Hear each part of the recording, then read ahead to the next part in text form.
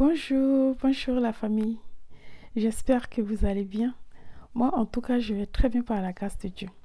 Et si jamais ça ne va pas de votre côté, ne vous inquiétez pas, ça va aller. Ouh, il y a un Dieu plus grand que tous vos problèmes là. Donc, ne vous inquiétez pas, ça va aller par la grâce de Dieu Tout-Puissant. Et si c'est ta première fois d'arriver en fait sur la chaîne, je m'appelle Chance. Ici, on parle en fait de tout. Sur cette chaîne, tu peux tout avoir. Les enseignements sur la parole de Dieu, les enseignements sur la spiritualité, sur la prière, sur la foi, ou si tu veux faire un travail de développement personnel en fait à l'intérieur de toi, si tu veux nourrir ta foi, si tu cherches la vérité sans levain, voilà, la vérité pure, brute, tu es au bon endroit. Et aussi, on parle de la femme sage. Oui, la reine Esther. Donc, si ce sont des choses en fait qui t'intéressent, cherche-toi une place juste à côté ici, quelque part là, et assis-toi confortablement. Ok? Aujourd'hui, je voulais partager avec vous un verset qui se trouve en fait dans Matthieu chapitre 6. Oui, vous connaissez mon amour pour le chapitre 6 de Matthieu.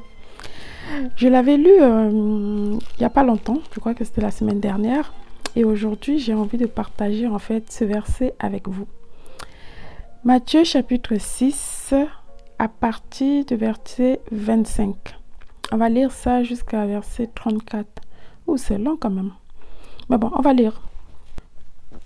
C'est pourquoi je vous dis, ne vous inquiétez pas pour votre vie, de ce que vous mangerez, ni pour votre corps, de quoi vous serez vêtus. La vie n'est-elle pas plus que la nourriture, et le corps plus que le vêtement?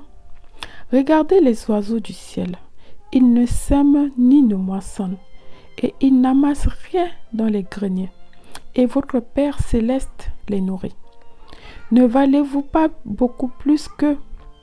Qui de vous, par ses inquiétudes, peut ajouter une coudée à la durée de sa vie? Et pourquoi vous inquiétez au sujet du vêtement? Considérez comment croissent les lys des champs. Ils ne travaillent ni ne filent. Cependant, je vous dis que Salomon, même dans toute sa gloire, n'a pas été vêtu comme l'un d'eux. Si Dieu révèle ainsi l'herbe des champs qui existe aujourd'hui et qui demain sera jetée au four, ne vous vêtira-t-il pas à plus forte raison, gens de peu de foi? Ne vous inquiétez donc point, et ne dites pas, que mangerons-nous? Que boirons-nous? De quoi serons-nous vêtus? Car toutes ces choses, ce sont les païens qui les cherchent. Votre Père céleste sait que vous en avez besoin. Cherchez premièrement le royaume et la justice de Dieu, et toutes ces choses vous seront données par-dessus. Ne vous inquiétez donc pas du lendemain, car le lendemain aura soin de lui-même. À chaque jour suffit sa peine. Amen. Ah, j'aime vraiment beaucoup Matthieu 6. J'aime Matthieu, hein? C'est comme ça.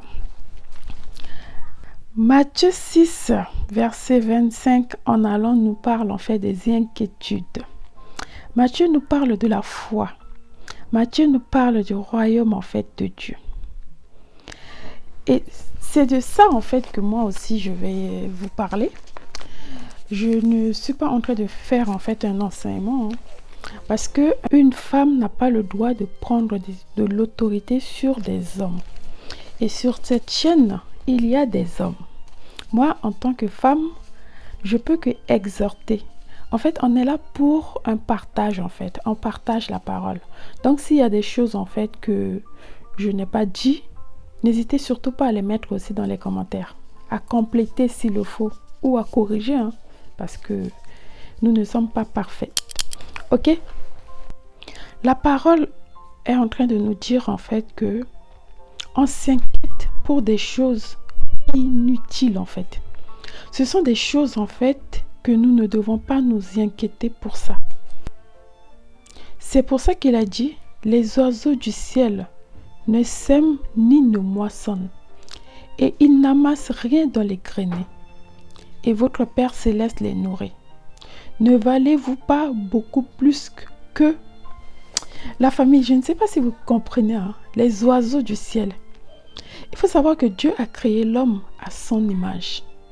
Dieu n'a pas créé les oiseaux du ciel à son image, les animaux à son image. Mais il a dit, créons l'homme à notre image. Faisons l'homme à notre image. Et là, même les oiseaux ne s'inquiètent pas de leur nourriture, ni de leur santé. Les oiseaux, en fait, savent qu'il y a un Père sur eux, celui qui pourvoit toujours à leurs besoins. Parce que si vous comprenez, en fait, ce passage, il faut le lire et le relire, en fait, pour comprendre. Vraiment. Parce que quand je l'ai lu et que je l'ai relu, je me suis dit, mince, même les oiseaux ont confiance en l'Éternel.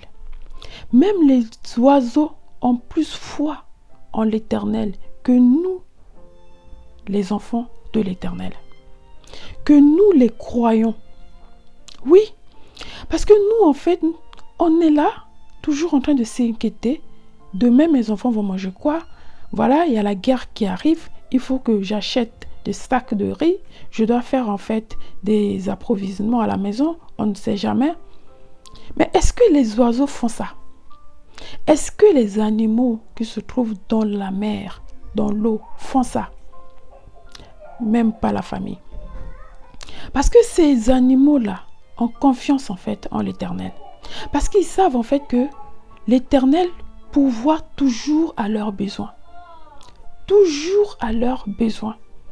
Mais nous, qui sommes les enfants de Dieu, l'image de Dieu Tout-Puissant, le Créateur, comment se fait-il que nous n'arrivons pas en fait à mettre notre foi en l'Éternel? Et même si vous voyez bien, dans la vie de tous les jours, ce sont les parents qui s'inquiètent en fait de leurs enfants. Ce sont les parents qui cherchent à manger pour leurs enfants.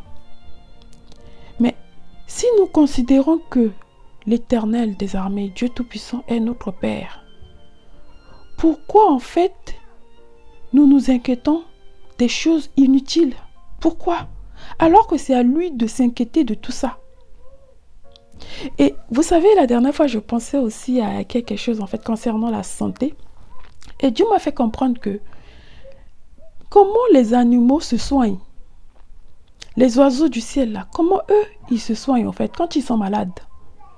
Mais c'est Dieu qui les soigne en fait.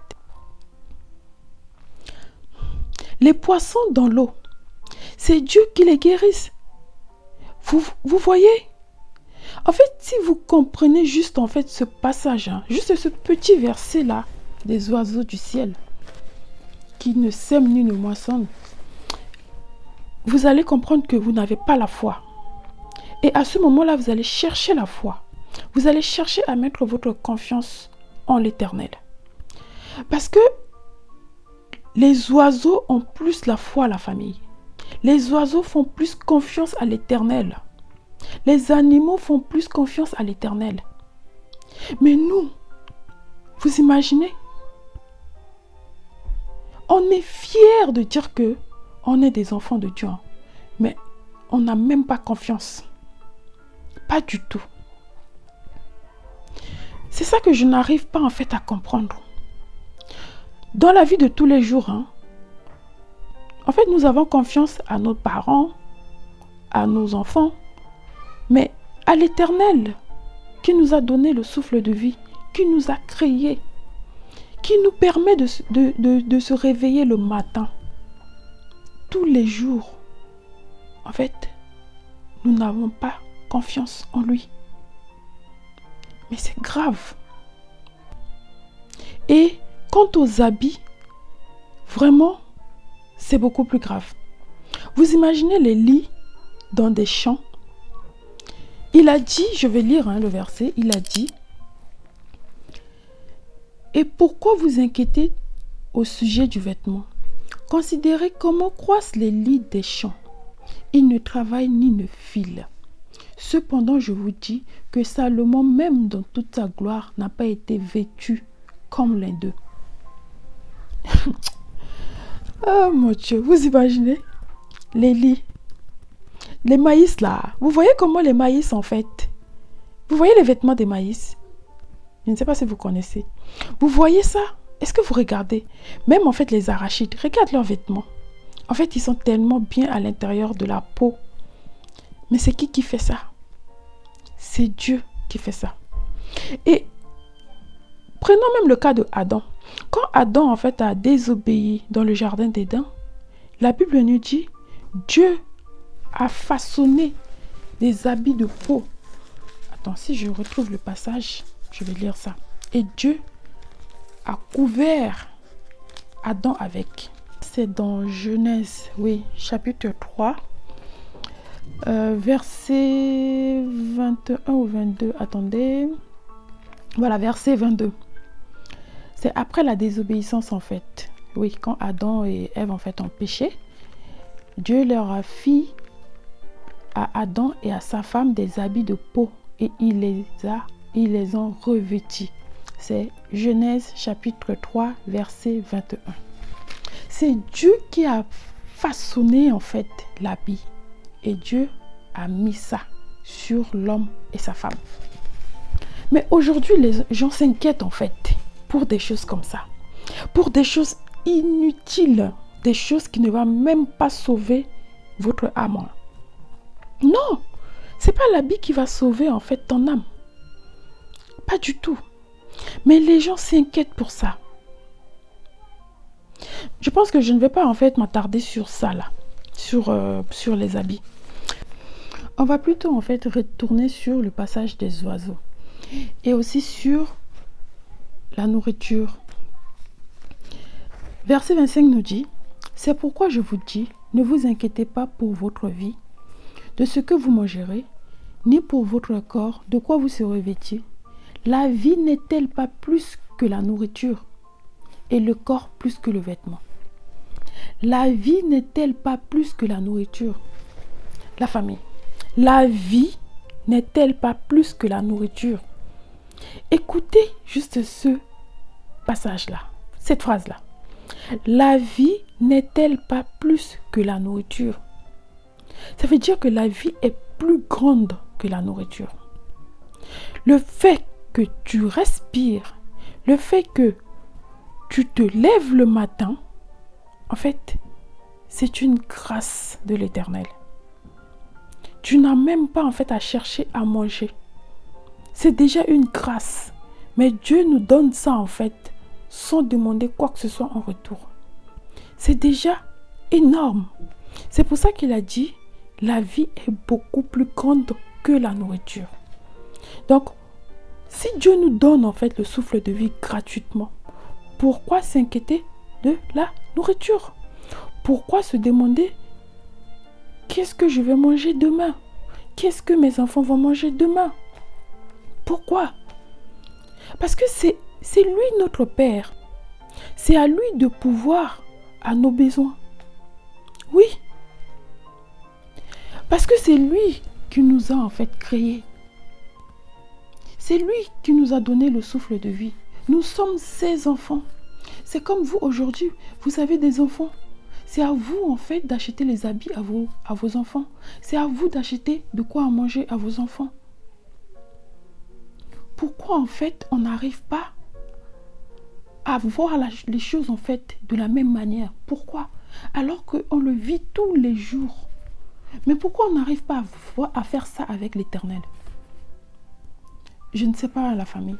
Quand j'ai lu ce passage, je me suis dit, mais je suis trop loin. Je suis trop loin.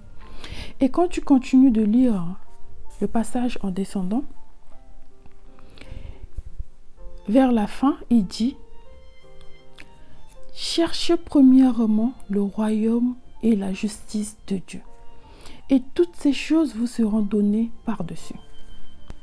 Ça veut dire que à l'intérieur du royaume en fait de Dieu, il y a tout. Tout est dedans. Tout ce que vous cherchez le mariage, les enfants, l'habit, la réussite, le succès. En fait, l'intelligence, la sagesse, tout est dedans. C'est ça qu'il faut chercher, en fait. C'est le royaume de Dieu qu'il faut chercher.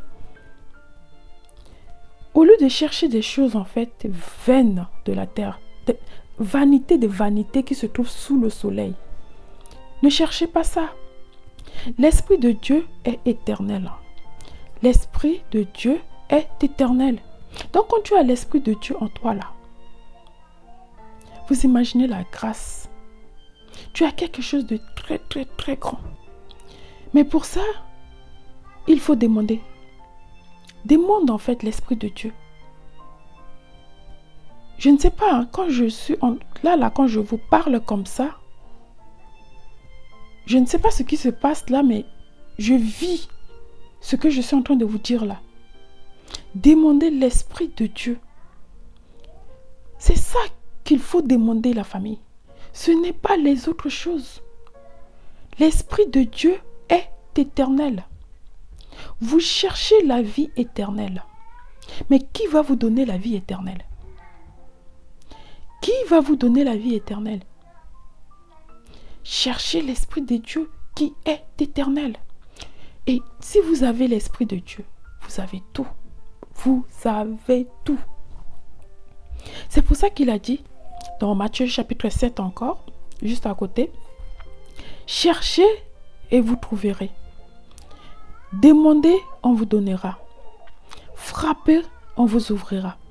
Ça veut dire que au lieu de chercher des habits, chercher un mari, chercher une femme, cherchez le royaume de Dieu. En fait, le verset qui dit chercher, vous trouverez là. Ce verset ne parle pas de vous devez chercher des choses en fait de ce monde. Ce verset nous parle du royaume de Dieu. C'est que tu dois chercher le royaume de Dieu. Parce que le royaume de Dieu, c'est un trésor caché. C'est dans la Bible. Oui, pour les personnes qui ne savent pas, tapez sur Google en fait. Le royaume de Dieu est un trésor caché. Vous allez avoir en fait le verset tout de suite. Google va vous mettre ça. Le royaume de Dieu, c'est un trésor caché. Donc, cherchez le royaume de Dieu. Cherchez ça. Au lieu de passer votre temps à vous inquiéter pour des choses qu'il ne faut pas, et si vous commencez plutôt en fait à changer votre façon de prier. Dans votre prière, demandez en fait à Dieu de vous ouvrir les yeux pour voir le royaume. Oui. Parce qu'il a dit, les choses que vous demandez là, les habits, les chaussures, donne-moi un mari, je veux avoir mon permis, je veux avoir mon diplôme. En fait, ce sont des païens qui demandent ces choses-là. Oui. Ça veut dire qu'en tant qu'enfant de Dieu, si tu demandes en fait ces choses-là, tu es un païen. Il te dit tu es un païen parce que tu ne crois pas qu'il peut te donner ça sans que tu lui demandes. C'est son devoir de te donner. De la même manière que tu te soucies de tes enfants, de ce que tes enfants vont mettre pour aller à l'école, en fait, quand tu te soucies de leur avenir, dis-toi que Dieu aussi se soucie de ton avenir.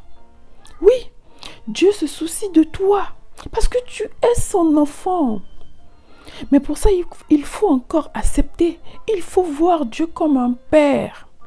C'est pour ça que même dans la prière de notre Père qui est aux cieux, il n'a pas dit le Dieu qui est aux cieux. Non, notre Père qui est aux cieux. Mon Père qui est aux cieux. Mon Père qui est assis dans les cieux. Il faut que tu le vois comme ton Père. Même voir ses petits. En fait, il faut le prendre comme ton Père. Parce que c'est ton Père. C'est ton Père, ma soeur. Toi qui m'écoutes à l'heure actuelle là, mon frère, ma soeur, il faut que en toi, tu saches que l'Éternel des armées, le Dieu Tout-Puissant, est ton Père. Et ton Père peut que s'occuper de toi. Après, il y a des pères bizarres qui se trouvent dans ce monde. Mais vraiment, ces pères-là, moi, je ne sais pas.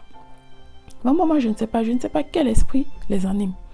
Mais moi, je suis en train de te parler d'un Père, le véritable. C'est lui qui te permet de respirer. Oui, c'est de lui que je suis en train de te parler. Celui-là, il ne va jamais te décevoir. Celui-là, il veut que ton bien. Il veut sauver ton âme. C'est pour ça qu'il a dit, viens dans mon royaume. Frappe la porte du royaume. Cherche le royaume. Demande le royaume, je vais te montrer où se trouve le royaume. Cherche. C'est quand tu vas commencer à chercher. Et là, tu vas trouver. Demande en fait à l'Éternel.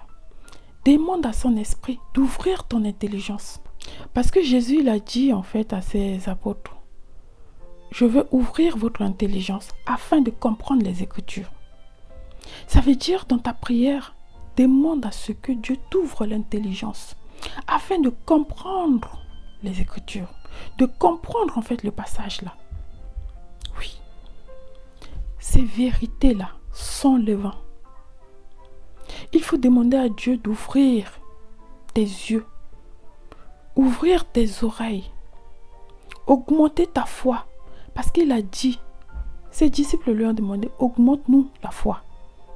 Ça veut dire qu'en tant que l'enfant de Dieu, ta foi doit être augmentée. C'est pour ça que si tu continues de lire, il a dit, gens de peu de foi. Gens de peu de foi. Ça veut dire que si tu demandes en fait ces choses-là, tu n'as pas la foi. Bah oui. Est-ce que tes enfants se soucient de ces choses-là? Non, ils ont confiance en toi. Ils ont foi. Parce qu'ils savent que tu vas leur donner. Parce qu'ils savent en fait en eux que tu vas leur donner. C'est pour ça qu'il a dit le royaume de Dieu, c'est pour les enfants. Parce que l'enfant ne s'inquiète pas pour tout ça, toutes ces choses-là. Pas du tout. L'enfant ne s'inquiète pas pour ça. Parce que l'enfant sait qu'il y a son père et sa mère qui sont là pour lui. Donc toi, en tant qu'enfant de Dieu, la servante de l'Éternel, le serviteur de l'Éternel, tu dois en fait avoir la foi en l'Éternel. Même pour ta santé, tu dois avoir la foi. Et si vous lisez la Bible, vous avez vu les miracles que Dieu a fait. Vous avez vu les miracles que Jésus a fait. Et est-ce que ce Dieu a changé? En tout cas, pour moi, il n'a pas changé. Il est resté le même. Le Dieu qui était en fait avec Abraham, avec Rebecca, avec Rachel. Vous vous souvenez, ce sont des femmes stériles. Abraham et Sarah. Mais Dieu, qui est le Dieu qui pourvoit, a donné en fait des enfants à ces femmes-là, à ces hommes-là. Dans le Nouveau Testament, combien de femmes, combien de personnes Jésus n'a pas guéri? Jésus a ressuscité même les morts. Toi, tu es là, on te dit que voilà, tu es à la fin de ta vie, ou tu as un problème de santé, je ne sais pas quoi, ou bien tu ne peux pas avoir d'enfant, tu ne peux plus te marier. En tout cas, je ne connais pas en fait le problème que tu as exactement. Mais pourquoi tu t'inquiètes de ça? Tu as un grand, plus grand que tout ça. Toutes ces choses-là, ton Dieu est plus grand que ça. Le problème, c'est que nous n'avons pas la foi. C'est ça le vrai problème en fait des enfants de Dieu à l'heure actuelle. Nous n'avons pas la foi en l'Éternel, à notre Père. Non, il faut se dire la vérité. Nous n'avons pas la foi. Parce que la personne qui refuse, qui dit non, moi j'ai la foi, cette personne ne va pas chercher la foi. C'est quand tu sais en toi qu'il te manque quelque chose, ça veut dire la foi, là tu vas chercher la foi. Là tu vas demander à l'Éternel de te donner la foi. Parce que la foi c'est un être. Pour les personnes qui sont dans les groupes en fait privés, nous avons vu avec Frère Réveille-toi, il n'a pas encore fait ça en enseignement plus profond, mais les choses que nous avons déjà vues, c'est que la foi c'est un être. Ça veut dire que la foi a des oreilles, la foi a des yeux, la foi en fait a un esprit. La foi là, c'est un être. Vous voyez? Donc ça veut dire que tu dois demander à l'Éternel en fait, à ton Père de te donner la foi. Oui, il faut qu'il te donne la foi. Donc la famille, demandez ce qu'il faut demander. Si jamais aujourd'hui, l'Éternel vous demande, ma fille ou mon fils, qu'est-ce que tu veux que je te donne là, présentement là? Soyons sincères en nous-mêmes. Est-ce que tu vas demander la foi? Tu vas demander la sagesse? Tu vas demander un mari? Une femme? Le mariage? La santé? Le royaume de Dieu? L'Esprit de Dieu? Tu vas lui demander quoi exactement? Ça ne sert à rien de dire non, moi je vais demander la foi. Ou je vais demander en fait l'Esprit de Dieu. Non. En fait, il faut être sincère avec soi-même. Ce n'est pas avec moi qui est en train de te parler en fait. Il faut que tu sois sincère avec toi-même. Qu'est-ce que tu vas demander à l'Éternel s'il te dit, qu'est-ce que tu veux présentement ma fille, mon fils, tu veux que je te donne quoi? Qu'est-ce qui te manque? Tu vas lui dire quoi? Voilà une très bonne question que chacun de nous en fait doit se poser en fait. Moi-même personnellement, je vais me poser cette question. Vous voyez, ce sont des vraies questions qu'il faut se poser. Et si en toi tu sais que tu ne vas pas lui demander ce qu'il faut demander, ça veut dire qu'il y a un problème. Il faut revoir ta façon de prier. Il faut revoir en fait ton être intérieur. Parce que moi, comme je l'ai déjà dit dans certaines vidéos, le but en fait c'est de faire un travail à l'intérieur de son cœur, de son âme. C'est ça en fait mon but à moi, c'est d'emmener ton âme vers l'Éternel, ton cœur. Parce que c'est à ton cœur en fait que l'Éternel voit. Ce n'est pas ta chair. Tout ce qui est physique, ça ne l'intéresse pas. C'est ce qui est à l'intérieur de toi qui l'intéresse. C'est ça en fait pour moi. C'est pour ça que ce passage-là m'a tellement touchée que je me suis dit, je vais partager ça avec vous. Je vais partager ça avec vous. Et vous pouvez aussi lire et méditer dessus. Et demander à l'Éternel de vous enseigner encore plus. Comme je l'ai déjà dit en fait au début, moi ce n'est pas un enseignement. C'est juste en fait un partage. On est là pour partager. Quand Dieu me met quelque chose à cœur, je partage avec vous. Et si Dieu vous met aussi quelque chose à cœur, n'hésitez pas non plus à partager avec nous. Dans les commentaires, dans les groupes. Nous sommes là pour ça. Et le monde d'aujourd'hui, où nous sommes dedans, la famille, il faut que je le dise en fait. Nous avons besoin de l'Esprit de Dieu. Nous avons besoin de l'Esprit de l'Éternel. Le monde d'aujourd'hui, le monde des consciences là, avec tout ce qui se passe, est-ce que sans l'Esprit de Dieu, on va s'en sortir? Est-ce que sans la vérité, on va s'en sortir? Avec tout ce qui se passe. Oui. Est-ce que nous allons nous en sortir avec tout ce qui se passe sans la vérité, sans l'Esprit de Dieu, sans l'aide de Dieu? Et là, moi, je m'adresse en fait à des gens qui croient en l'Éternel. Après, les autres qui croient en fait aux ancêtres, qui croient je ne sais pas en quoi, ça vous regarde. Je ne suis pas là pour vous. Je suis là pour les personnes qui croient en l'Éternel, mais qui ne savent pas en fait comment commencer, ni par où commencer, qui sont perdus. Comme la Bible dit, Jésus était envoyé pour les brebis égarées d'Israël. Voilà. Dieu m'utilise en fait pour parler à ces enfants peut-être qui se cherchent encore, qui se posent des questions. Entre nous, la famille, je vais le répéter, est-ce que le monde d'aujourd'hui là, on peut s'en sortir sans l'Esprit de l'Éternel? Le monde de demain, là, ça veut dire le futur de nos enfants, de nos petits-enfants. Est-ce que ils peuvent s'en sortir sans l'Esprit de l'Éternel, sans l'Éternel? Vous ne voyez pas qu'ils sont en train de transformer l'homme, détruire carrément l'homme que Dieu a créé. Donc la famille, voilà tout ce que je veux en fait partager avec vous aujourd'hui sur le passage de Matthieu 6. Et aussi j'ai pris en fait des versets dans Matthieu chapitre 7. Donc voilà, les inquiétudes. Arrêtez de vous inquiéter des choses qui sont inutiles en fait. Arrêtez de vous inquiéter des choses qui sont sous le soleil. Vanité des vanités. Oui, oui, tout est vanité. C'est dans Ecclésiaste. Pour les personnes qui veulent en fait lire ces passages-là, c'est dans Ecclésiaste. Si vous cherchez en fait le verset, tapez sur Google, vanité des vanités. Vous allez voir.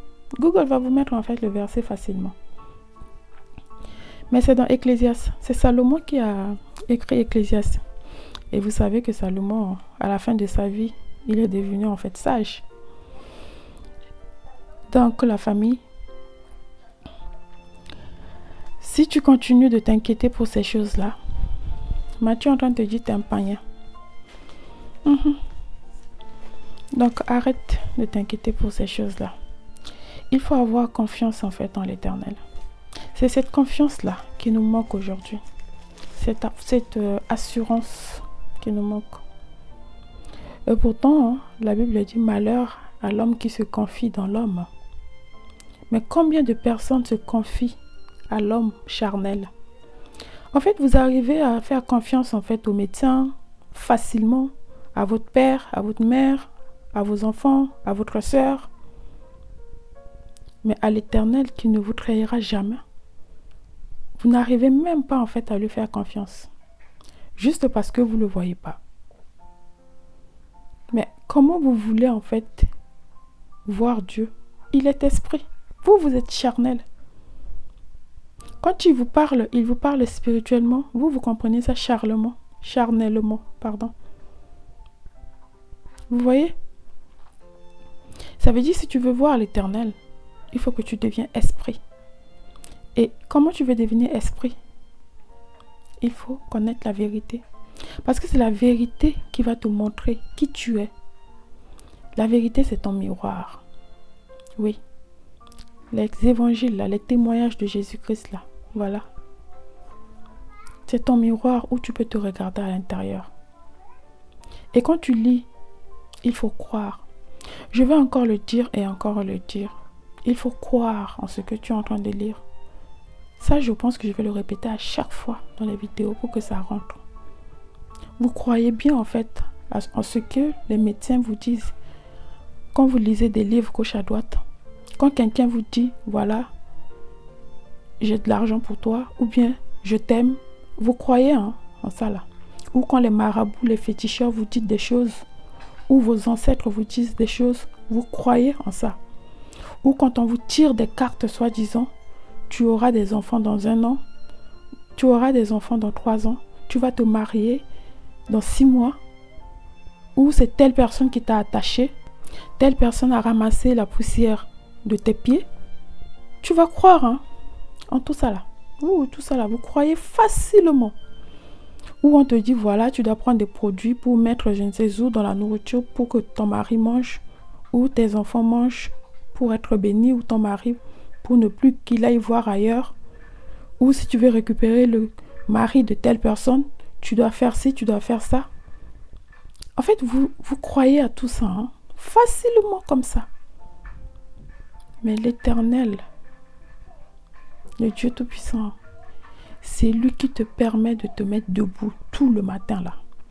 C'est lui-même qui te permet de marcher jusqu'à chez le marabout. D'aller même voir le féticheur, le nganga. Ou bien les astrologues là pour tirer les cartes là. En lui, vous croyez pas. Non, lui là, je le vois même pas. Donc, pourquoi je vais croire? C'est parce que vous êtes charnel. Mais pour ça, il faut accepter aussi. Si vous n'acceptez pas que vous êtes charnel, Vous n'allez même pas chercher à devenir esprit. Dieu est esprit. Donc, c'est pour ça qu'il a dit, celui qui prie doit prier en esprit. Celui qui adore doit adorer en esprit, parce qu'il est esprit. Mais vous êtes tellement charnel que vous faites tout charnellement. Vous comprenez tout charnellement. Donc la famille, j'ai beaucoup parlé. Donc je vous remercie beaucoup pour votre écoute. Donc essayez de faire un travail à l'intérieur de vous. Nous sommes à la fin. Hein. Nous sommes vraiment à la fin des temps. À la fin même du monde, nous sommes à la fin. La fin de l'être Adam que Dieu a créé là. Voilà. Nous sommes à la fin. L'homme Adam que Dieu a créé ne va plus exister. L'âme ne va plus exister. Pour les personnes qui sont dans les groupes là, nous avons fait en fait un devoir sur les forces lucifériennes, les forces en fait arimaniennes, tout ça là. Vous avez vu, non? Si vous avez bien fait des recherches, vous avez vu que ils sont en train de transformer l'homme. L'âme de l'homme ne doit plus exister. Alors que si vous lisez la Bible et que vous croyez en ce que la parole de Dieu dit, le souffle de vie là, c'est le souffle et vie. Vous voyez? C'est ça que Dieu a insufflé dans les narines en fait de Adam. Et Adam est devenu en fait un être en fait vivant. Et eux, ils veulent en fait détruire ça. La vie, l'âme. Et c'est en eux que vous mettez votre confiance. Hein. La Bible dit, le monde entier est sous l'emprise du malin. C'est le malin qui domine. Mais c'est en eux que vous mettez votre confiance. En sachant que les gens ont des esprits sur eux.